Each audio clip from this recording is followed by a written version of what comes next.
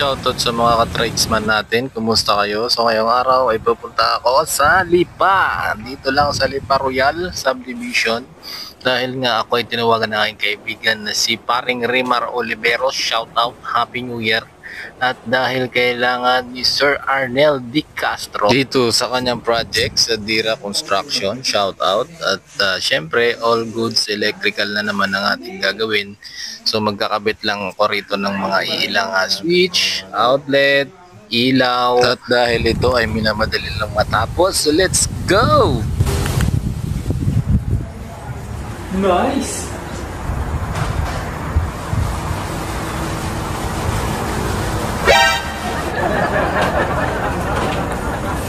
Ito kulay blue.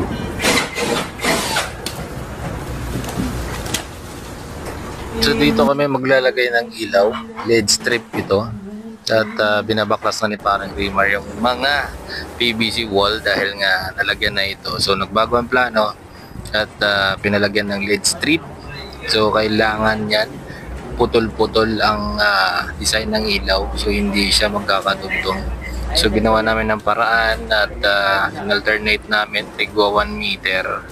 Tapos pinasok namin sa likod yung ilaw para ang kalalabasan niya ay ganyan. Dito na, friend.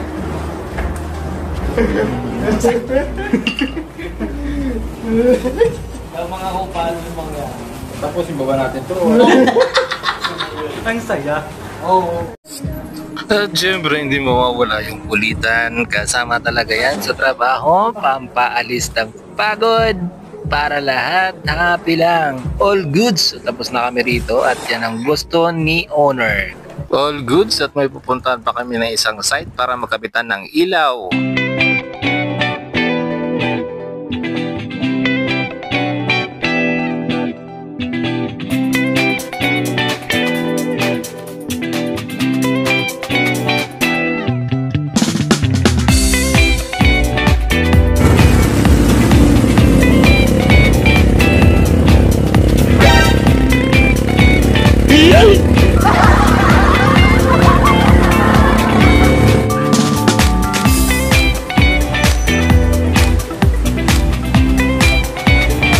Sa madaling salita, nasiraan kami ng motor pero nakarating din naman kami dito sa aming pupuntahan. Oh my goodness!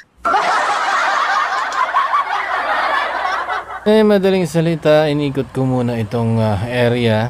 Titingnan ko kung ano pa yung mga kulang, ano pa ang dapat gawin dahil may nauna ng electrician dito na nag-wiring at nag-layout nito. Yun ay si Paring Noy. Shout out kay Master Noy. At may bolt akong nakita rito. So tinesting ko yung combination na sa utak ko. Nabuksan ko siya, par. Oh my goodness.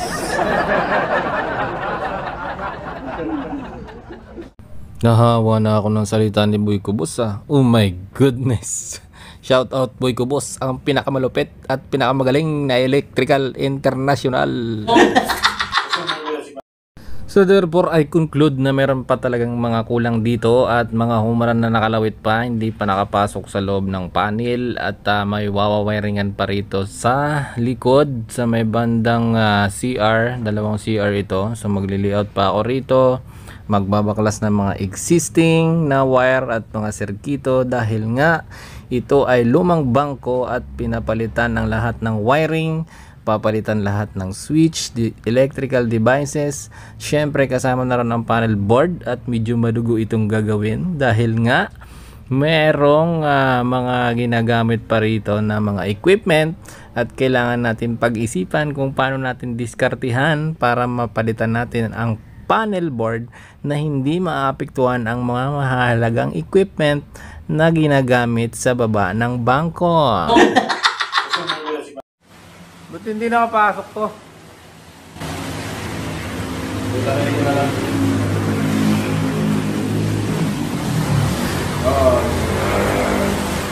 Internet.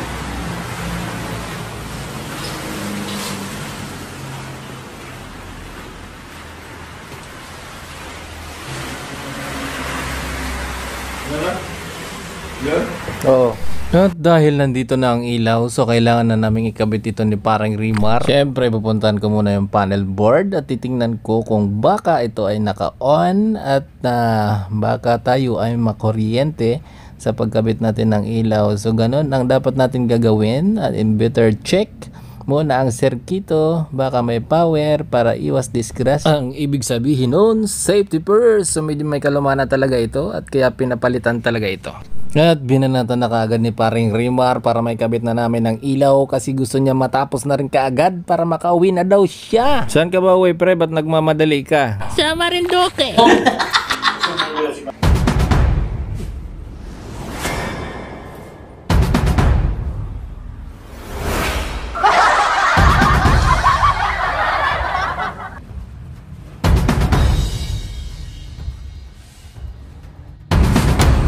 Mga ganyang kasama, hindi mo na kailangan ng hagdan.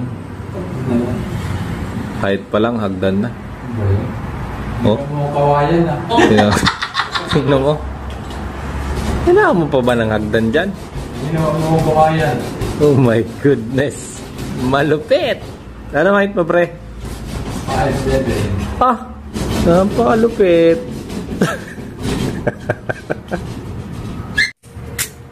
Kala ko ba hindi mo na kailangan ng hagdan? Ba't ngayon kailangan mo ng hagdan? Taas ito eh. Yan. Natuto ko na mag-wiring. Hindi yung puro lang kisame ang alam mo. Kailangan mo matuto ng ganyan para mamakyaw ka na rin sa mga lapok na kontraktor. Usay. Tapos itong mga pinalitan na to, hindi na to. Oh, wala na yan. Ebidensya. Oop! Ano yan? Oh, wala na. Oh my God. Yan, meron pa yun. Diba ito?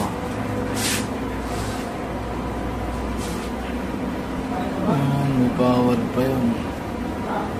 Ha?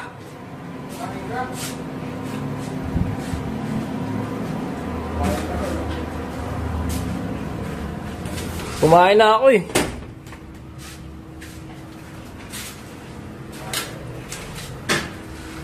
All goods.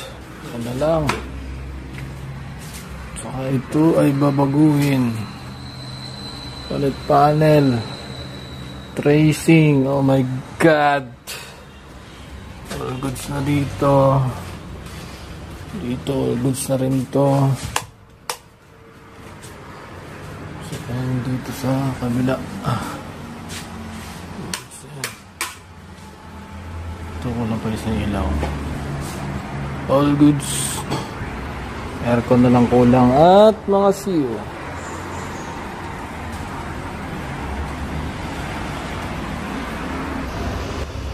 Alam mo ba kung bakit ganyan yan? Nakataob yan kasi ako lang isa magwa-wiring dyan par. Oh my God. Solo wiring na naman tayo par. Let's go!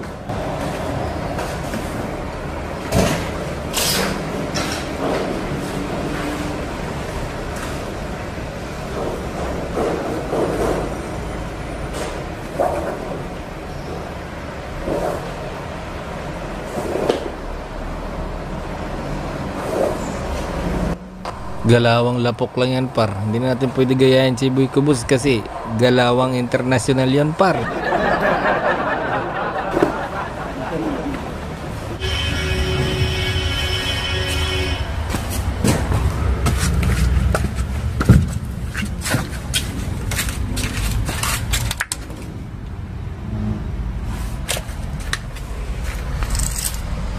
Talaga naman mga tugtogin mo mar.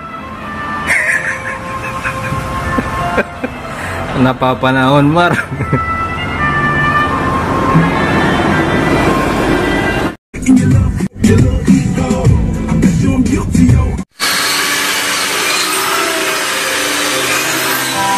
you blow my whistle, baby, let me know you're